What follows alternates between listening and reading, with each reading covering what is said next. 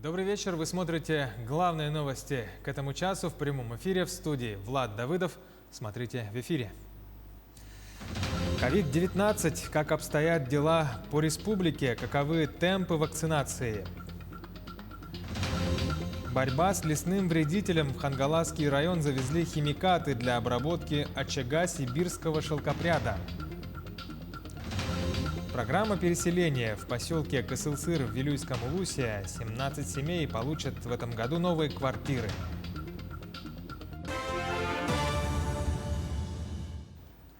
За последние сутки в республике зарегистрировано 90 новых случаев COVID-19, из них 56 в Якутске.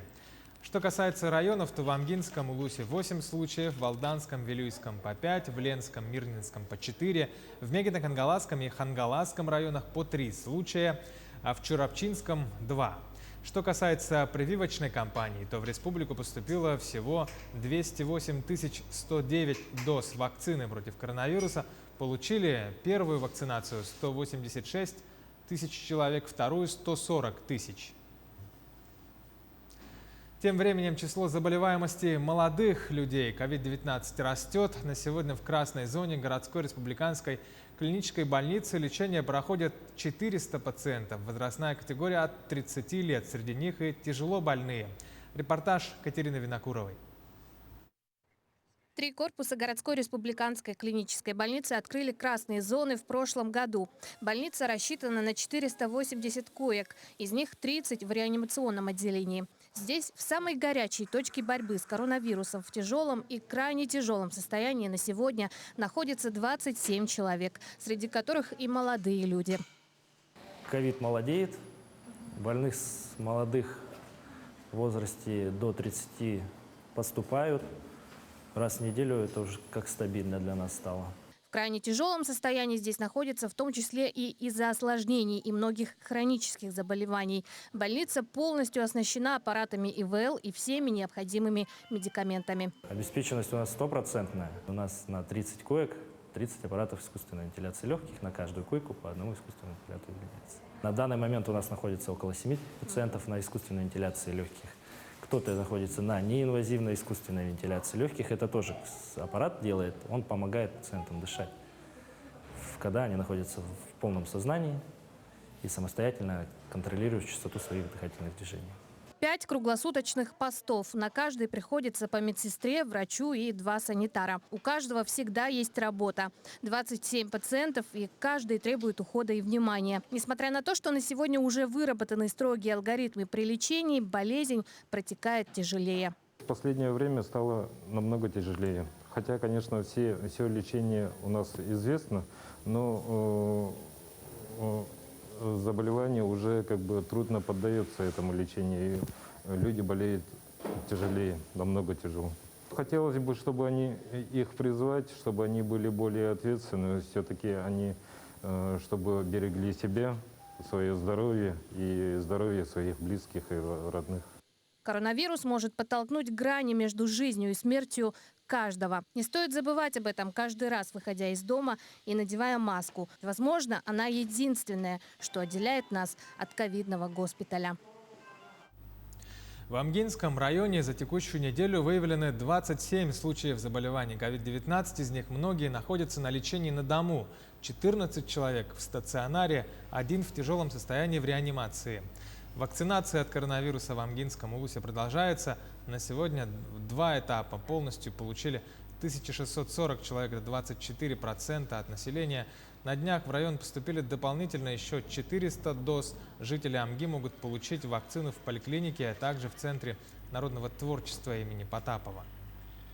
За последнюю неделю у нас зафиксировано 27 случаев новой коронавирусной инфекции. Но, смотря с мая, как бы идет на спад. Вакцинация у нас идет во всех наслегах, в селе Амга тоже. Мы открыли дополнительный пункт в клубе, поэтому всех призываем подойти на вакцинацию. К другим новостям. В ходе пленарного заседания Госсобрания Илтумен сегодня в окончательном чтении приняты изменения в региональный закон об охране здоровья населения республики. Законопроект, разработанный в целях приведения в соответствие с федеральным законодательством, внесен для рассмотрения в парламент главой Айсеном Николаевым и группой народных депутатов. Проектом закона предлагается установить, что руководитель исполнительного органа госвласти республики в сфере охраны здоровья назначается главой Якутии по согласованию с уполномоченным федеральным органом исполнительной власти. Навигация в этом году в Нюрбинском районе начала работу своевременно. В этом году запас угля составляет всего 41 049 тонн по всему Улусу. На данный момент завершается разгрузка 4-й баржи. Всего разгружено в Нюрбе более 10 тысяч тонн. Это значит, из объема выполнено 22%. В Малыкае 2200 тонн, что означает выполнение объема на 100%. Ожидают разгрузки 3 баржи, в пути находится еще 6. Воды мало было, но сейчас ГЭС вроде открыл створ и как бы попуски есть, поэтому воды достаточно пока, но наше желание, чтобы эти попуски продержали подольше. Сейчас на данный момент у нас грузим, разгрузка уже 4-я баржа по городу Нюрба идет, разгрузка это примерно 10 тысяч тонн. И разгрузили уже 2200 тонн в селе Малакай, это Малакайский курс и село Чукар. И достаточно топлива там, и на рейде находится 7,5 тысяч тонн. И остальное количество пути. Это всего у нас по Нюрбинскому району будет 41 049 тонн. В Хангаласский улус завезли химикаты для обработки очага сибирского шелкопряда. Прошлой осенью инженерами-лесопатологами на территориях Якутского, Намского и Хангаласского лесничеств был выявлен очаг сибирского шелкопряда общей площадью около 205 тысяч гектаров. При этом 2/3 площади очага приходится на Хангаласский район. На днях территории, пораженные лесным вредителем, будут обрабатывать химпрепаратом под названием кланрин, который, по заверениям специалистов, опасен только для насекомых и не наносит вреда ни людям, ни животным. Химикат в количестве более 40 тысяч литров завезли и сейчас готовят к распылению авиационным способом с самолетов. В Хангаласском улусе будут обрабатывать лесные территории с границы улуса с городом Якутском и до села Еланка. Предварительно, это завтра-послезавтра мы уже начнем, получается, распылять препарат на территории Намского и Якутского лесничеств. Получается, они у нас запланированы под обработку в первую очередь. Ну и, соответственно, затем идет Хангаласское лесничество. С момента распыления, согласно требованиям, там 14 дней. Нельзя будет там заниматься сбором дикоросов и так далее. Энергетики меняют деревянные опоры ЛЭП на металлические в Сунтарском улусе. Данные линии электропередачи 1971 года постройки прошлого столетия питают электроэнергией потребителей Сунтарского, Нюрбинского, Верхневилюйского и Вилюйского районов.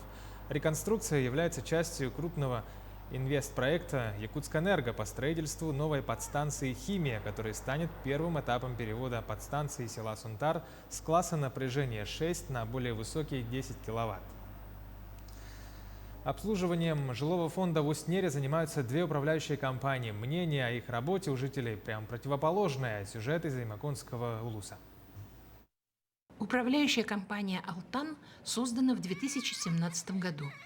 На обслуживание приняты вновь построенные дома по программе переселения из ветхого и аварийного фонда. Компания обслуживает 13 трехэтажных домов, рассказывают жильцы. Раза 3, наверное, может больше, я не знаю, но постоянно чисто. Нормально справляется компания, мое мнение. Чистота и порядок в подъезде на придомовой территории в первую очередь зависит от проживающих в доме людей. Визуально видно, что работники управляющей компании к своей работе относятся ответственно. Но пару вопросов управляющему мы все-таки задали. С какими трудностями вам пришлось столкнуться? Основная проблема еще в бесхозных тепловых сетях, которые подходят к дому. Их обслуживать некому уже где-то лет 5, наверное. Я 2 раза обращался и к главе администрации поселка, чтобы они оформили и определили балансовую принадлежность и передали в теплосервис, либо в ресурсоснабжающую организацию. Так и вопрос этот не решен. Также на Октябрьском переулке стоит трансформатор высокого напряжения, он тоже бесхозный, никому не принадлежит, его никто не обслуживает. Когда у жителей бывает аварии там, по электричеству, нам приходится через забор залазить и устранять. Как жильцы выполняют свои обязанности? Жильцы поначалу, конечно, у нас платежная дисциплина хромала очень сильно. На данный момент немножко выправляется, но все равно еще 40% жилищные услуги не оплачивают. У многих задолженность достигает 80 тысяч. С момента ввода домов прошло 5 лет. Вполне достаточно для определения балансовой принадлежности и формирования земельных участков придомовой территории. Возможно, мы вернемся к этой теме в следующем сюжете. А пока Светлана Поцелуева, Павел Комин, Усть-Нера. В поселке Кысыл-Сыр Вилюйского района в этом году 17 семей получат новые квартиры по программе переселения граждан из ветхого и аварийного жилья. Подробнее Анна Васильева. В поселке Кызыл-Сыр все многоквартирные дома были построены в конце 60-х. Не так давно поселок вошел в республиканскую программу по переселению из ветхого и аварийного жилья. За последние 2 года первые 32 семьи уже заселились в новые квартиры. Ветхие дома почти все здесь, признаны аварийными. Осталось 8 домов, которые подлежат сносу. В следующем году строительства пока не будет, только будут выкупаться квартиры, которые уже есть в построенных домах. Там будет 6 квартир выкупаться. По этапу 2021 года в этом году строится еще 2 многоквартирных дома. Строительство ведет строительная компания «Промстроймонтаж». По нашей программе переселения из ветхого аварийного жилья строится в Кызыл-Сыре 2 дома. Один дом 8-квартирный, второй дом 9-квартирный. Вот сейчас видите, на каком сейчас уровне есть отставание от графика производства работ. Застройщик заверяет, будут добавлять рабочую силу и достичь всех параметров.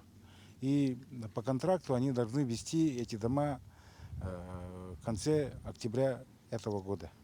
Но мы надеемся, что все трудности застройщик все пройдет, и дома будут введены, и все переселенцы будут расселены в этом году. Всего по району по программе переселения было построено около 500 квартир. До конца 2025 года район планирует переселить 143 дома по всему району. В этот список попали и ветхие дома поселка Кызыл-Сыра. Анна Васильева, Иннокентий Колесов, Вилюйский улус.